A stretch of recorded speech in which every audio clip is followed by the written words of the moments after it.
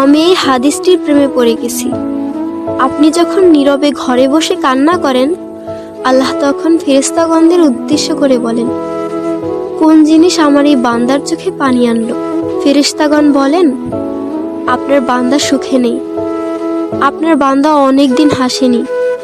এই বলে ফেরেশতাগণ কান্না করতে থাকেন এবং আল্লাহকে বলেন, হে আমার রব, আপনি জানেন আপনার এই বান্দার হৃদয়ে কি রয়েছে, অতএব আপনি তার জন্য সবকিছু সহজ করে দিন। আল্লাহ বলেন, আমার এই বান্দা এমন কিছু জীবন থেকে হারিয়ে ফেলেছে যা সে অধিক ভালোবেসেছিল।